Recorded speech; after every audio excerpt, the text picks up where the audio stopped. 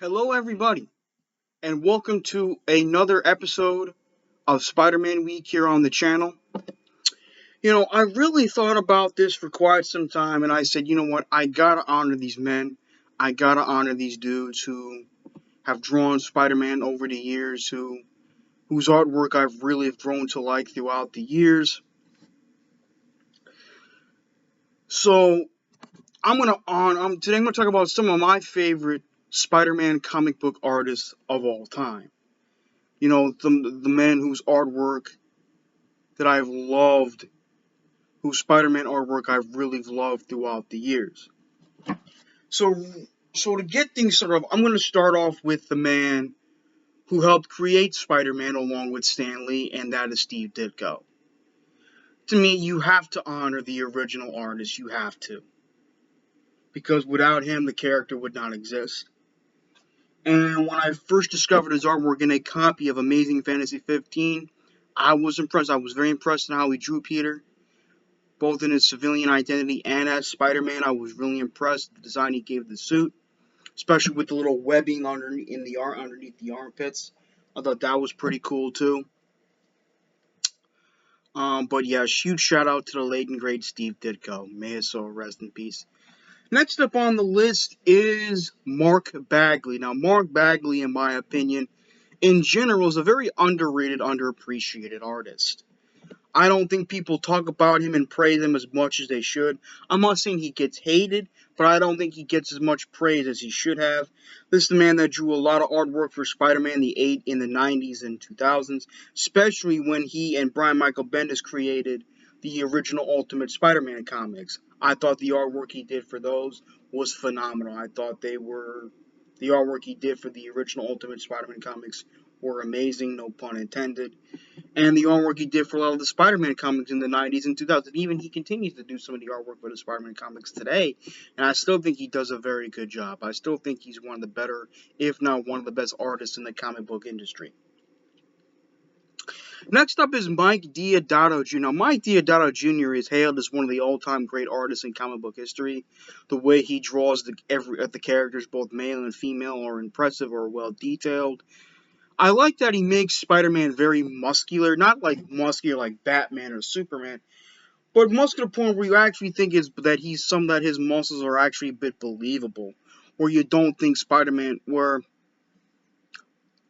is very muscular and so is Batman. Spider-Man is fairly muscular, and I like the fact that Mike Deodato draws that and makes people believe that, yeah, this guy's in good shape for his size and age. And I like the way, and I like that. I've always liked Mike Deodato's artwork in general, and I have always loved the way he drew Spider-Man in the comic books from time to time. I thought they were fantastic. Next up is, I have to talk about this dude. This dude had a hand in the creation of both Venom for Marvel Comics as well as Spawn, the OG Spawn, Al Francis Simmons for Image Comics, and that is Todd McFarlane.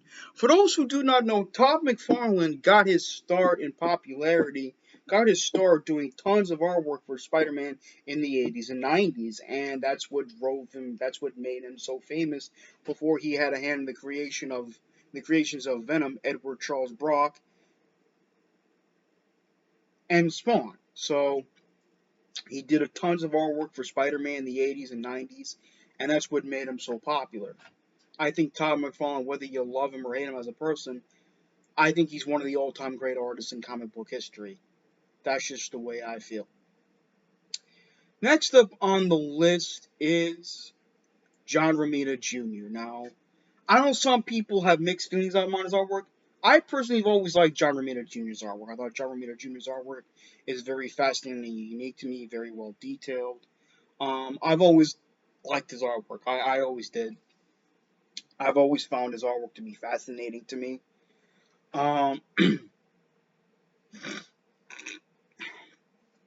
Sorry about that. Got something stuck in my throat. Anyway, John Romita Jr., who was the son of the legend John Romita Sr., who I may talk about later on in this video, so stay tuned for that. But yeah, I've always liked John Romita Jr. I've always felt he was a very good artist. Very underappreciated in my opinion. I've always felt his artwork was pretty damn good. Next up on the list is the legendary Alex Ross. Alex Ross is a god among men when it comes to comic book artwork. This man's artwork is not only beautiful and well detailed, it is extremely mesmerizing. I first discovered his artwork when I finally read one of the great Elseworld stories published by DC Comics, which happens to be written by one of the best writers of all time, at least in my opinion anyway, in Mark Waid, called Kingdom Come.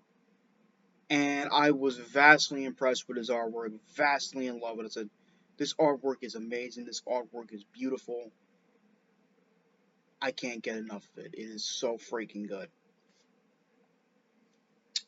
So yeah, that's Alex Ross, and I think, according to my memory and research, he had a hand in the design of this costume for the Raimi film, especially for the first one. So that's awesome as well. Next up on the list of Spider-Man artists that I like is hmm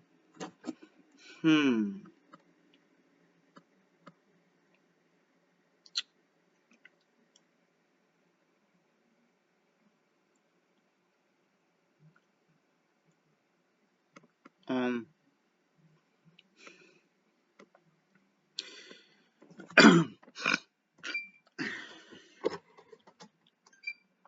sorry about that.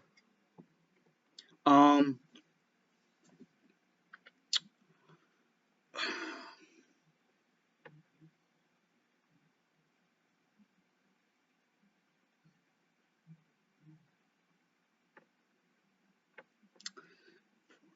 I just want to see if I missed anybody.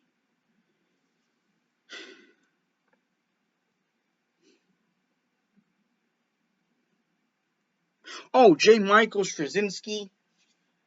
I know he's infamous for being a part of One More Day, but he is an excellent artist and a pretty good writer too, in my brutally honest opinion. I really honestly think that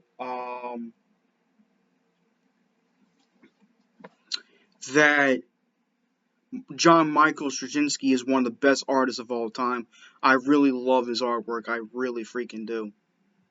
Um, Next up is Ron Garney. Now, my first exposure to Ron Garney's artwork in a Spider-Man comic was through Back in Black. You know, through the Back in Black story in which Spider-Man, spoiler alert, puts back on the cloth version of his black suit and beats the living shit out of the Kingpin for putting a hit out on him and for putting his beloved Aunt May in critical condition. But his artwork, I thought, in that story arc, in those issues of Back in Black, were incredible. I thought they were some of the best I've ever seen in the Spider-Man comic series. They are amazing. Next up on the last guy I'm going to talk about is the man, the myth, the legend himself, the man people regard as the greatest Spider-Man artist of all time, and that is John Romita Jr.'s father, John Romita Sr. John Romita Sr. is an all-time great. I mean, this man unfortunately passed away at the age of 93 last year, so may his soul rest in peace. But John Romita Sr.'s artwork is still to this day held in reverence and in extreme regard as some of the best artwork in comic book history. And I have to say it's for good reason, because his artwork, much like Alex Ross's artwork, is not only well done and well detailed, it's also very mesmerizing. I love the way he draws the characters, whether it's the characters, and this man has done.